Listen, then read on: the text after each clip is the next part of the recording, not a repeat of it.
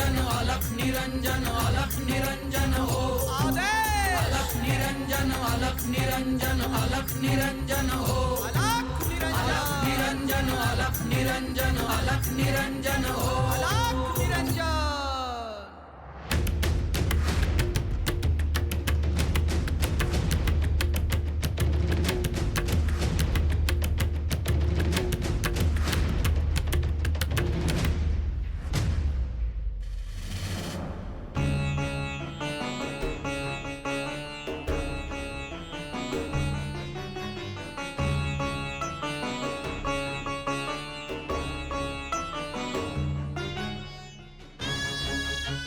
रोहिणी,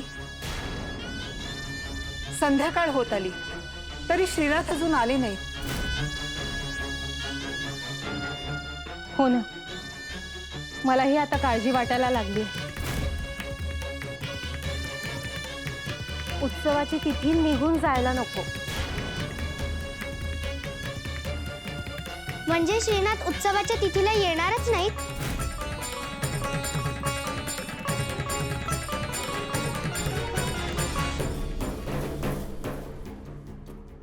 नाही, असं होणार नाही. रोहिणी, मला वाटतं देवींनी श्रीनाथांकडे जाऊन यायला हवं. चंद्रिका, योग्य तेच बोललीस. मीही तोच विचार करते. मी पण येऊ? दुर्गा, तू तिथे जाऊन काय करणार आहेस? तसं नाही, मलाही वाटतं श्रीनाथ उत्सवाला यावे म्हणून विचारलं.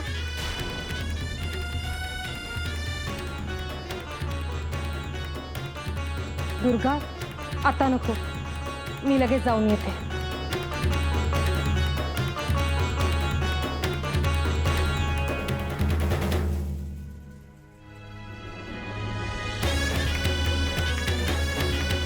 नाथाने देवींना उत्सवाला येईन असा शब्द दिलाय, पण तरीही आजच्या उत्सवाला नाथ येतील का?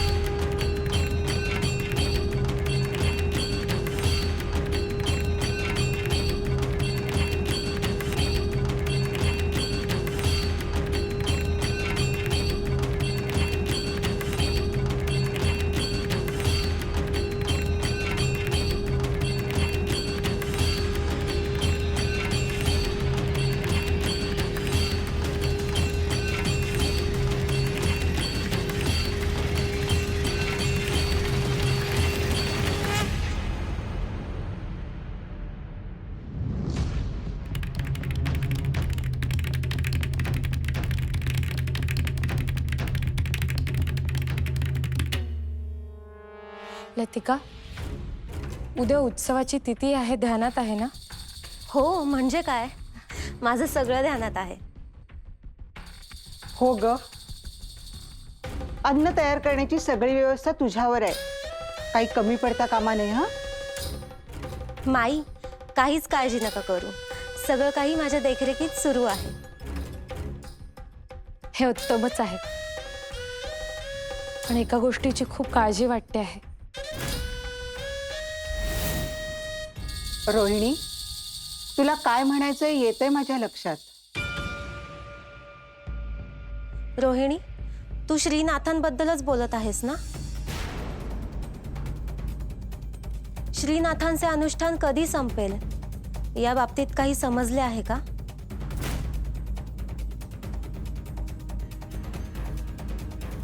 नाही ग, मैनावती देवीना वाईट वाटेल हा विचार करून ना मला अस्वस्थ वाटते.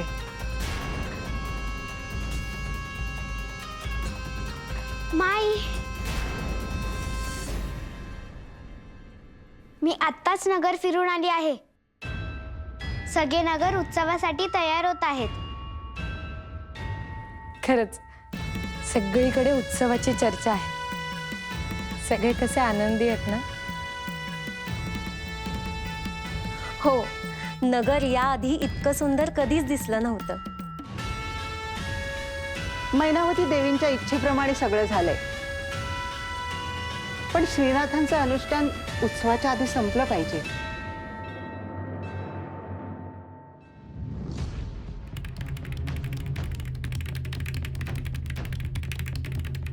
चंद्रिका, मैनावती देवी श्रीनाथांकडे गेल्या असल्याचं समजलं, पण मग पुढे काय झाले? म्हणजे श्रीनाथ उत्सवाला येतील ना? स्त्री राज्यातल्या सगळ्या स्त्रिया श्रीनाथांची आतुरतेने वाट पाहतात.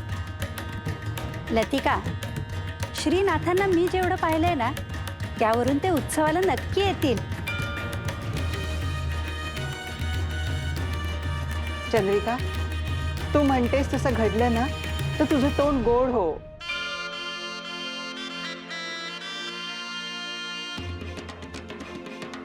अगं माई, केवळ चंद्रिकाला नाही तर मलाही गोड खायला हवं.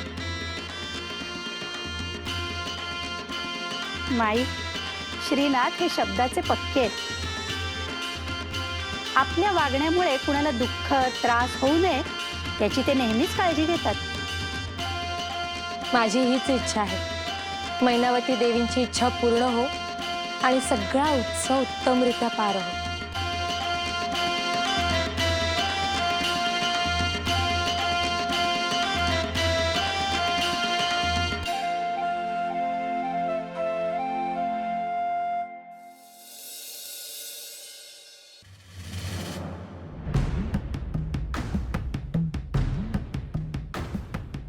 मी कुठली इच्छा व्यक्त केली आणि त्यात अडथळा आला असं कधीच झालं नाही. परंतु श्री मच्छिंद्रनाथांसमोर माझे काहीच चालत नाही. त्यांच्यासाठी उत्सवाचे नियोजन केले, परंतु त्यांनी अनुष्ठान मांडले.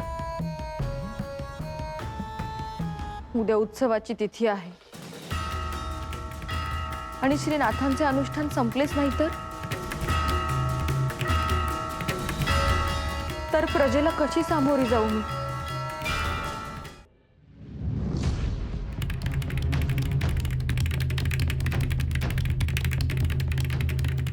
देवी, मी आत येऊ का?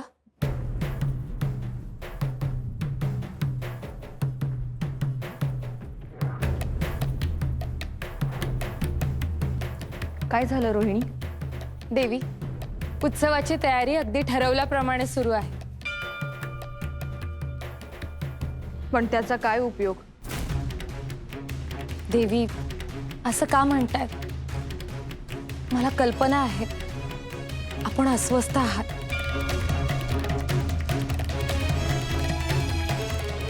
श्रीनाथांवर मी कुठलेच बंधन लादले नाही.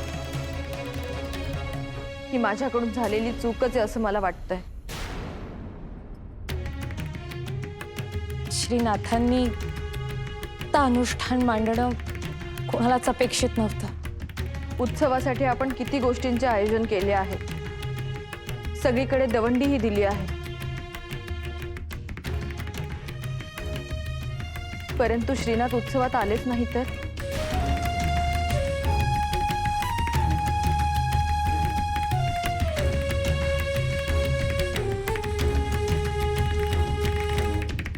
काय होईल याची कल्पना न केलेलीच बरी. स्त्री राज्यात सगळे विचारतात श्रीनाथ कसे दिसतात, कसे बोलतात, आम्हाला त्यांच्याशी बोलायला मिळणार की नाही. सम्राज्ञी म्हणून असलेल्या अधिकारांचंही मला आज काहीच करता येत नाही. या अधिकारांचा, या वैभवाचा, स्त्री राज्याच्या प्रगतीचा आणि मी केलेल्या कठोर साधनेचा काय अर्थ आहे? मला आपलं दुःख समजतंय, पण आपणच असं बोलाल तर हे स्त्री राज्य कसं पुढे जाणार? रोहिणी, एक काम कर, सगळ्यांना मी बोलवले म्हणून सांग. ही कोंडी कशी फोडायची हा एकत्रितपणे सगळ्यांनी विचार करायला हवा.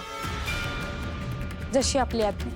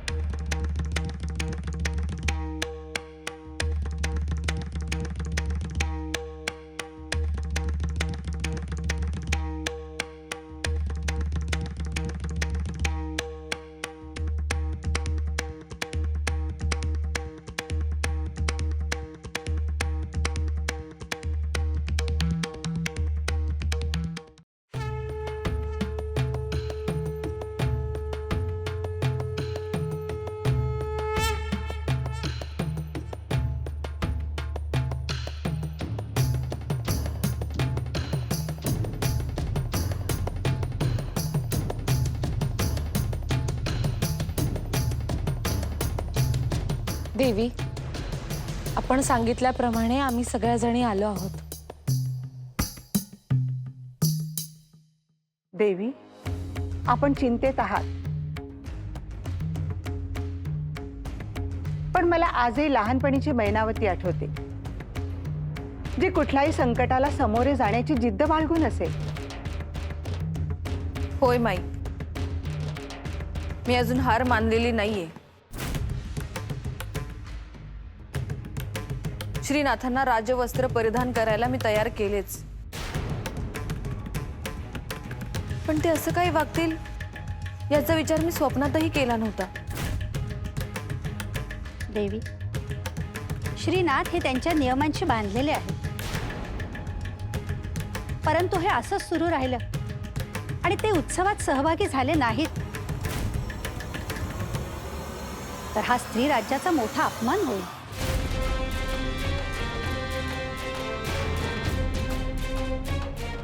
अर्थात, आणि मैनावती देवींचाही.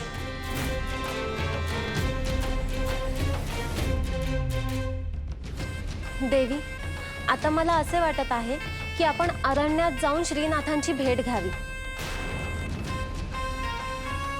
आणि त्यांचे अनुष्ठान संपेपर्यंत आपण तिथेच ठाण मांडून बसावे. पण लतिका, त्याने काय साध्य होईल? उलट श्रीनाथ रागवले तर परिस्थिती अवघड होऊन जाईल.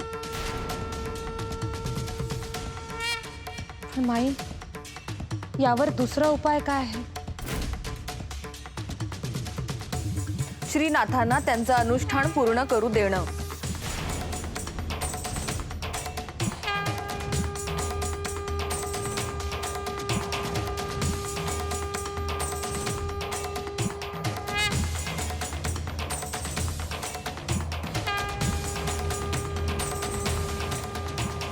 निश्चितच देवी, पण अशा वेळी नाथांच्या कलेनी घ्यायला हवं.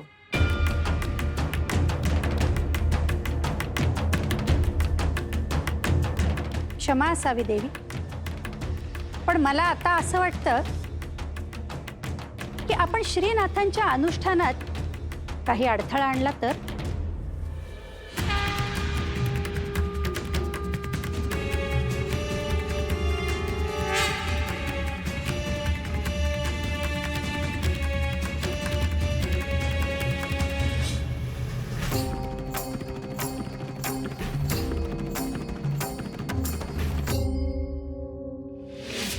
अलख निरंजन अलख निरंजन अलख निरंजन हो. अलख निरंजन अलख निरंजन अलख निरंजन हो. अलख निरंजन अलख निरंजन अलख निरंजन हो.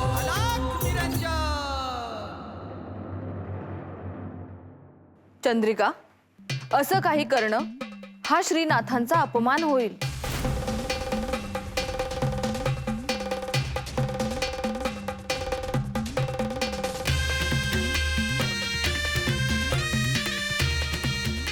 आणि नाथांचा संयम सुटला तर ते स्त्री राज्यातून निघून जातील.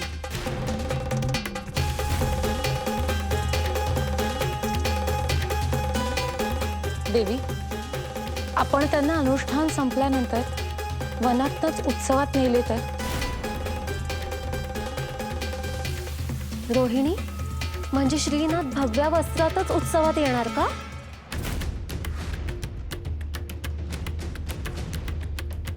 निश्चितच नाही. श्रीनाथ त्यांचे अनुष्ठान संपून राजवाड्यात आले की ते राजवस्त्र परिधान करूनच उत्सवात सहभागी होतील.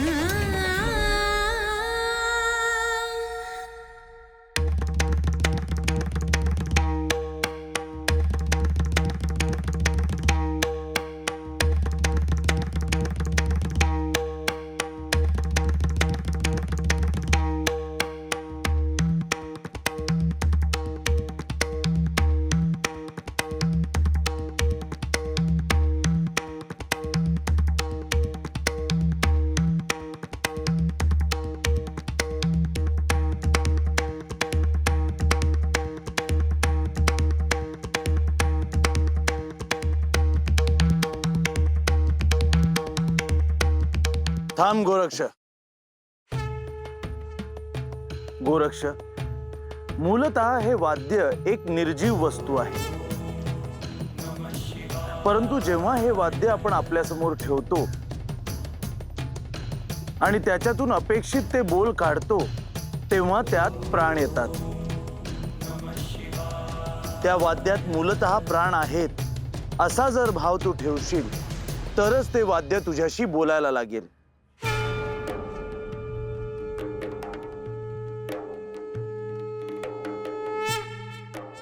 यानंतर मी तसा प्रयत्न करतो, परंतु त्यासाठी मला या वाद्यासोबत राहावे लागेल. याच्याशी नातं तयार झाल्याशिवाय माझ्याशी ते कसं बोलेल? अगदी योग्य बोलला आहेस तू. जेव्हा तुझी आणि माझी पहिली भेट झाली तेव्हा सुरुवातीला तू माझ्याशी बोलत नव्हतास. हळूहळू जसा काळ पुढे सरकत गेला तेव्हा तू माझ्याशी बोलायला लागलास. ह्या वाद्याशी ओळख कर, त्याच्या बरोबर राहा. हे प्रभू, मी माझ्या गुरूंना असे कोणतेही वाद्य वाजवताना पाहिले नाही. गोरक्ष, मच्छिंद्रवर खूप मोठे दायित्व होते आणि आहे. त्याच्यासाठी खूप वेगळे संघर्ष आहेत. त्यामुळे त्याला मी तरी कोणतेही वाद्य शिकवले नाही. तुला हे वाद्य मी शिकवतो आहे त्याला एक विशेष कारण आहे.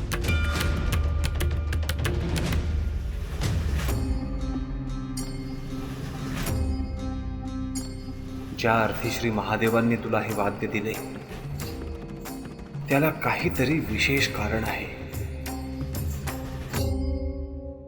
तुझी आणि मच्छिंद्रची यानंतर जेव्हा पहिली भेट होईल तेव्हा तू त्याला हे वाद्य वाजवून दाखवशील. हे माझे भविष्य कथन आहे आणि ते खोटे ठरणार नाही.